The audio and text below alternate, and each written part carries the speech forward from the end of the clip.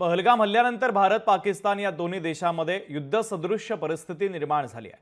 त्यामुळे सरकारने देशभरात मॉकड्रिल घेण्याबाबत आदेश काढला तर 1971 मध्ये झालेल्या युद्धात देखील अशीच परिस्थिती निर्माण झाली होती। त्यावेळी सरकारने नागरिकांना सतर्क राहण्याच्या सूचना केल्या होत्या। या संदर्भात संजीव खानोलकर यांच्यासोबत संवाद साधला आमचे प्रतिनिधी उमेश करंजकर यांनी। पाहूयात। आपल्यासोबत संजीव खानोलकर सर आहेत।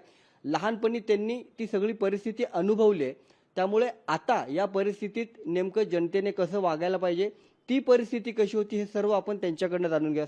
सगळ्यात आधी तर सर तुमचं लोकशाही मराठीवर स्वागत आहे। काय कशी परिस्थिती होती त्यावेळेस 1971च्या? आता तर तुम्ही बघताय की सरकार उद्यापासून मॉकड्रिल करते। मुंबईसह जे सगळे प्रमुख शहर आहेत तिथे ही मॉकड्रिल केली जाणार आहे। लोकांच्या मनामध्ये भीती आहे। काय नेमकी परिस्थिती असते त्यावेळेस? बघा, 1971 साली मी 14 वर्षाचा होतो आणि तेव्हा ना टीव्ही नव्हता, मोबाईल नव्हता, की जे आज इतकं मोठं लोकांच्या हातामध्ये वस्तू आहे की ज्याने तुम्हाला अर्ध्या सेकंदात सगळ्या गोष्टी कळतात। आम्हाला रेडिओवरनं आणि पेपरमधून जे काय कळायचं ते कळायचं। त्याच्यात आम्हाला मॉकड्रिल म्हणजे एवढंच होतं की रात्री सायरन वाजला की काळोख करून गप्प बसायचं आणि आम्हाला ना खिडक्यांची जी काचा असतात ना त्याला असे ब्राऊन पेपर लावून ठेवायला सांगितले होते, म्हणजे काही अटॅक वगैरे झाला तर ते अंगावरती उडू नयेत वगैरे।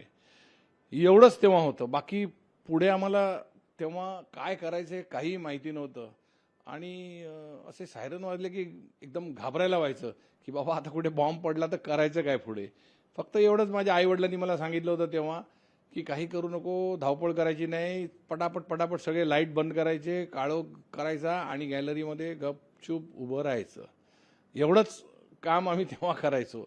आता बऱ्याच गोष्टी टीव्हीवरती आपल्या माध्यमातून लोकांना कळवल्या जात आहेत, त्यामुळे अवेअरनेस खूप होतोय जो तेव्हा नव्हता। जे इन्स्ट्रक्शन सरकारकडनं दिले जात आहेत ते फॉलो केले पाहिजेत, मात्र मनामध्ये भीती जी आहे ती नागरिकांच्या त्यावेळेसही होती आणि आत्ताही आहे।